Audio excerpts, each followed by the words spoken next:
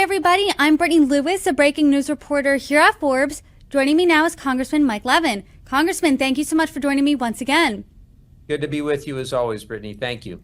We have a wide-ranging conversation today, and I want to start first with Proposition 50. Californians are voting on it today. And over the summer, we saw a gerrymandering fight start in Texas and make its way to the Golden State. Prop 50's Governor Gavin Newsom's plan that would directly retaliate against redistricting efforts in Texas, and the measure would essentially leave it up to voters to decide if the congressional map will be redrawn.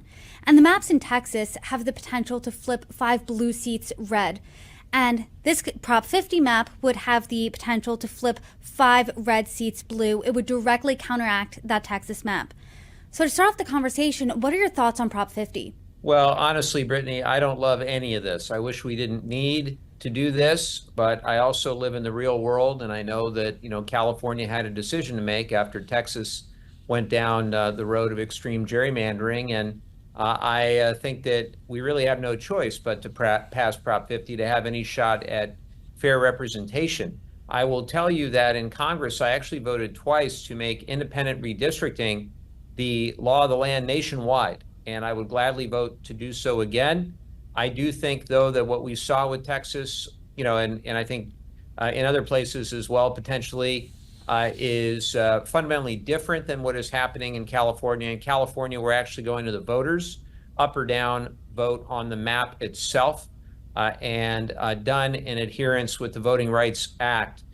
There were some that wanted to see a complete Democratic map in California, 52-0, basically to try to undo what Texas was doing with their maps, just gerrymander as much as humanly possible. That's not what happened. In fact, the ballot measure itself is one time, it's temporary, and the maps that were created, well, they are likely to result, as you said, in more Democratic seats. They were done in adherence with Section 2 of the Voting Rights Act. So, that plus it goes to the voters themselves to make the final decision up or down on the maps, I think makes it different than what's happened in Texas. But, I am also very aware that there are a lot of other states that are considering mid-district or mid-decade redistricting, I should say.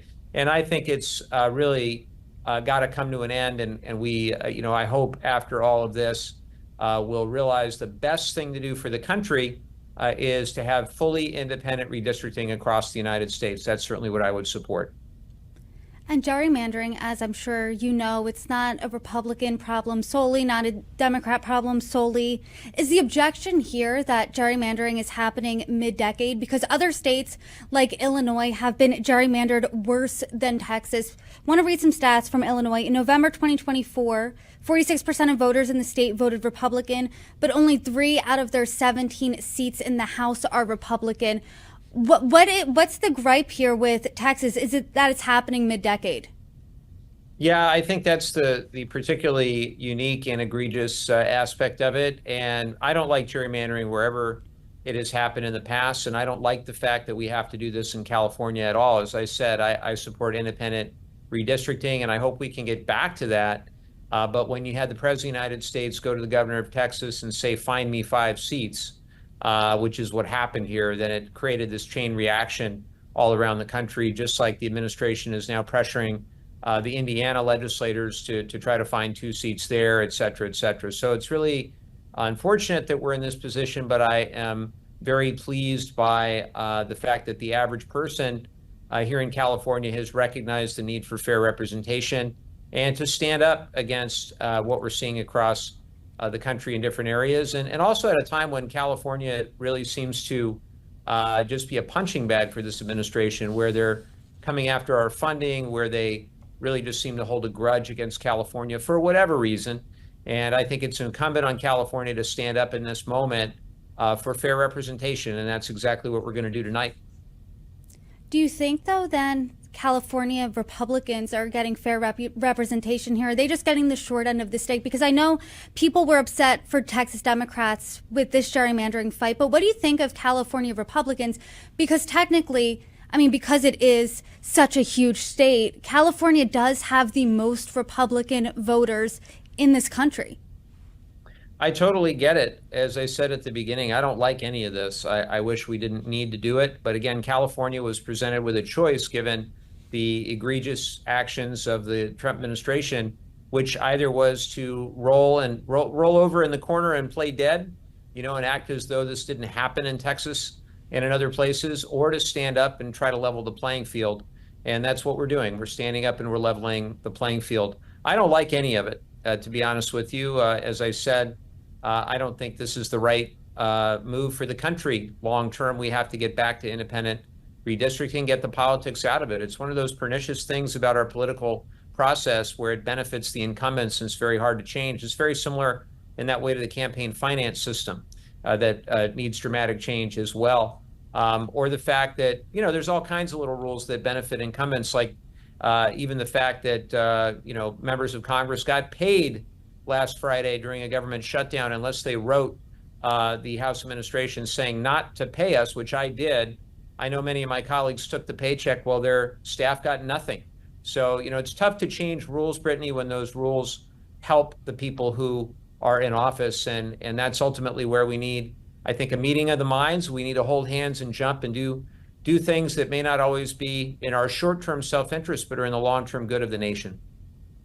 And Governor Gavin Newsom, this was his plan. He led the charge here on Prop 50. And he said this when he was talking about it: if we don't put a stake into the heart of this administration, there may not be an election in 2028. Do you agree with that premise, that perhaps if the GOP keeps the House, if perhaps Prop 50 doesn't pass, there could not be a democracy? Well, I don't want to, go too far in saying what Prop 50 is about, other than to say that we have to have a fair playing field in California and across the country when it comes to congressional representation.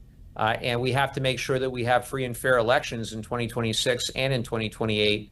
I am concerned by the Trump administration sending DOJ representatives across to California and New Jersey when there's really no evidence that that's necessary, particularly in a place like Orange County, California, where I'm from, where I know they're sending people to, already be making allegations about California's election being fraudulent, that sort of thing. It serves no purpose other than to continue to muddy the waters, to try to delegitimize the 2026 and 2028 elections. So I think those concerns, I think, are well-founded given the president's reaction after the 2020 election, the false allegations of fraud then.